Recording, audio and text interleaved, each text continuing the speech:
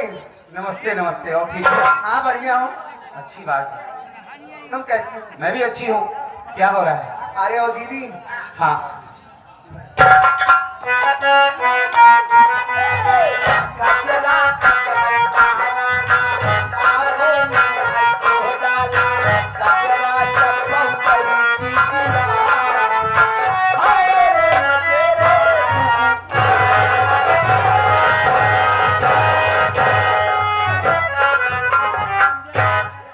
अरे आप लोग पहले रुक जाओ। अच्छा, रुक जाऊँ कि रुक जाऊँ? हाँ रुक जाओ। हाँ पहले हमारा ले सुन लिया। पहले हमारा सुन लिया। क्या सुनो? आप लोगों ने मुझ पर हाथा छोड़ दिया।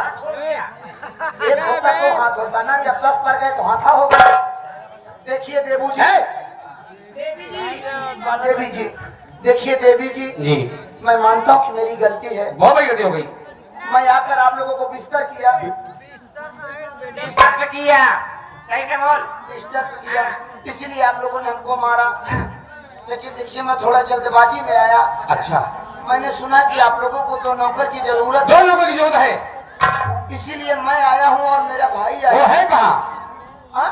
भाई तुम्हारा किधर?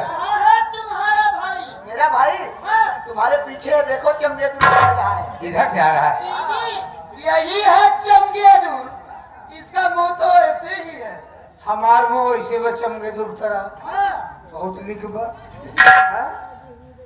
अगर पढ़ा लिखा होता ना और अच्छी बात बोलता। सही कह रहे हो। हाँ बिल्कुल कमाल है भाई। अच्छा तुम तो पढ़े लिखे हो। हमको बराबर लिखी पढ़ा है। पढ़े लिखे हो? पढ़ा लिखा हूँ। बिलौजे वाली बात नहीं कर।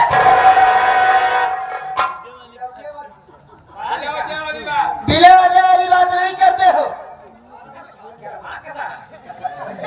बिला वाली बात नहीं करता हूँ। भगवती का हमारा छोटा भाई है। है। ये बोला कि वहाँ पर चलने पर नौकरी मिल सकती है। सही कह रहे हो। हमने सोचा कि वहाँ अगर नौकरी मिल जाए अच्छी बात है। हाँ दोनों भाई चलते चलते यहाँ तक पहुँचा है। अच्छा, अगर सचमुच में आप सबको नौकरी हो सकता है दोनों भाई रख लीजिए जी। आपके बहुत भारी रहेंगे। भारी नहीं लगिए। अरे भारी रहेंगे, आभार व्यक्त करेंगे। आभार व्यक्त करेंगे। हाथ जोड़ के यही हमारा निरोध है। क्या है निरोध? फालतू बात मत करो। अरे पागल, अनुरोध विनती गुजारिश कभी ना कहीं का। रहमान देखो सारी बात छोड़ो। साला झगड़ा उतारू रहा है। ये झगड़ा क्या करे? आप तक नौकरी क्यों नहीं मिली? और जब मिलती हुआ हम झगड़ा कर जाओ। एक दांते काट के मार दो। मैं तेरे हाथ मारे बेचा किनारे खड़ो जे साथे बोलबा जी कर। जाए जाए दे तू बुढ़ापा मरे मार भाई जियता कहते कारे जियो दई। इस तंबिया नहीं करत है। ए जी चलो ठीक है। तुम दोनों की नौकरी पक्की हो गई। पक्की? जी। वकील तुम लोग के यहाँ करना क्या पड़ेगा? जैसे हम पांचवें नाचेंगे और गाएंगे वैसे तुम दोनों को करना पड़ेगा। यानी डांस। देखिए ये वाला डांस हमको नहीं आता। हम डीजे वाले आदमी हैं। नहीं जी ये वाला डांस करना पड़ेगा और नहीं बनेगा तो मैं सिखाऊंगी ना। कोशिश करूंगा, देख कर सीख जाऊंगा। ठीक है? चलो ठीक है, रेडी हो जाओ। आई अच्छा सिखाएंगे। दूर दराज से दर्शक हमारे श्रोता हमारे चाहने वाले, बड़ा अच्छा लगा कि आप सबका दर्शन मिला जी। और मंच के माध्यम से ये हमारे हारमोनियम से बबलू भाई बताएंगे। क्या बता रहे हैं? बबलू भाई की फरमाइश खुशी है। सॉरी की, सॉरी।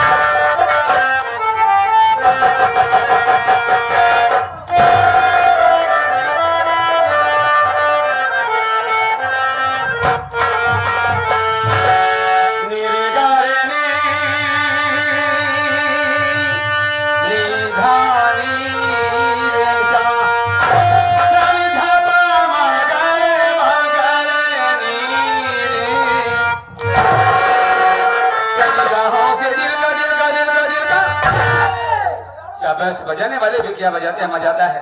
नाचने गाने की नाच और गा, लेकिन जब हमारे बातक मौका पर बजते हैं तो खुद बात ही बन जाती है। निगाहों से दिल का चला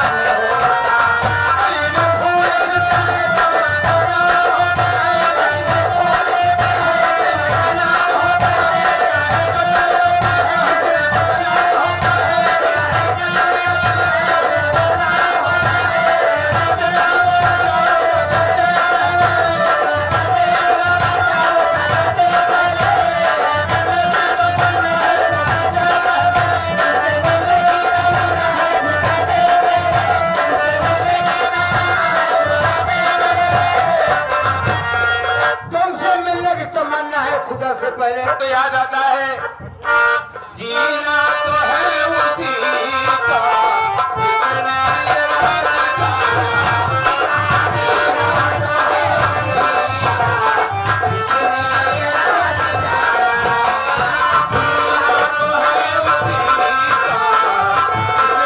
रास्ता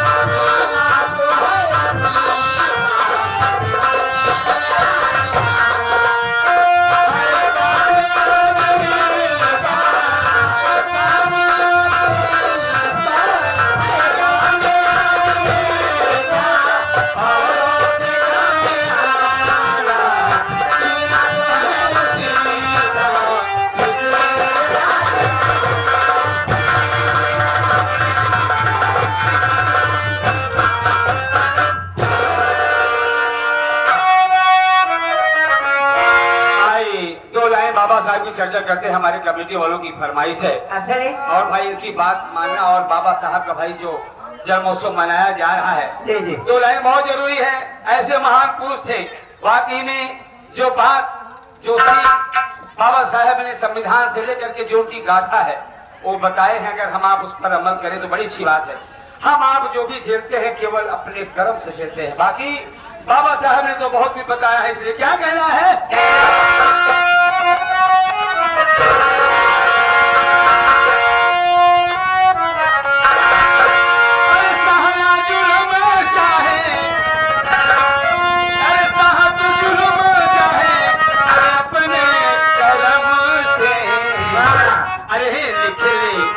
अरे दिहले आजादी बाबा अपने कर्म से।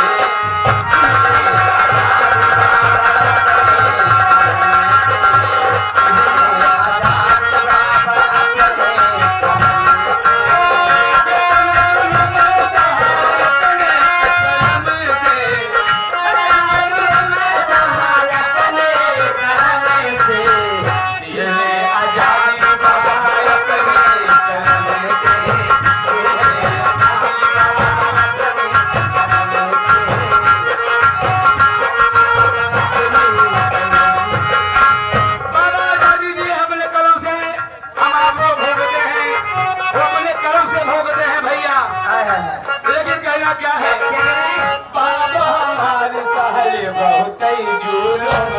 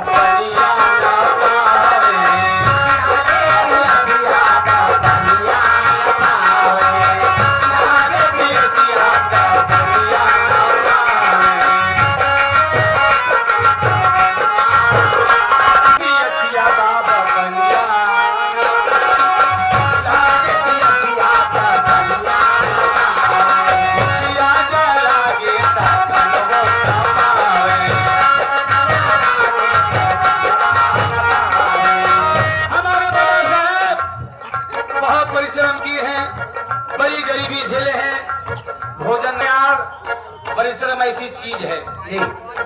भूखिया लगे बबकलवा ना पाए, अरे लागे पियसिया था बलिया ना पावे। लेकिन सफलता करने के बाद, पाने के बाद लिखे संविधान बाबा, अरे अपने कलम से लिखे संविधान बाबा, अरे अपने कलम से ले आजादी बाबा।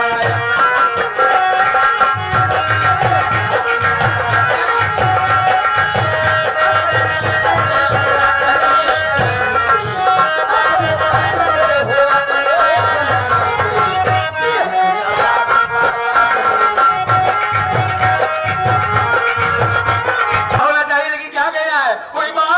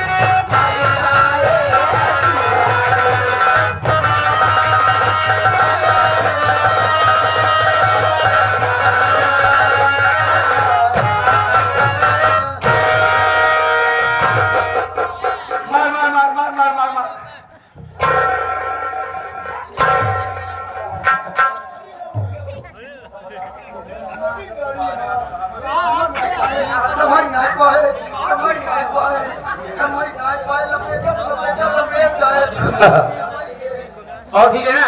हाँ ठीक है। क्या हो गया? हमारे क्रिश्चियन दवाई दिए तुम्हारे। अच्छा अच्छा, लेकिन क्या कहना है? ऐसे ही आप यहाँ नाच गाना होगा, ऐसे ही नाचना होगा। नौकरी पक्की पक्का ना? पैसा मिलेगा? पैसा ऐसे बेवकूफ हो, पैसा लोगे अभी? हाँ नहीं अभी नहीं। पसीना हुआ? हाँ हो रहा है। नीचे हुआ कि नहीं? हाँ नीचे भा, अरे एकदम तो हो गई। ऊपर पसीना भे, पैसा थोड़ी अब तक नीचे से न चू हो जाते। एकदम तो हो गई। अच्छा अच्छा, तो ठीक है, देखिए क्या कहना बताएंगे हमारे।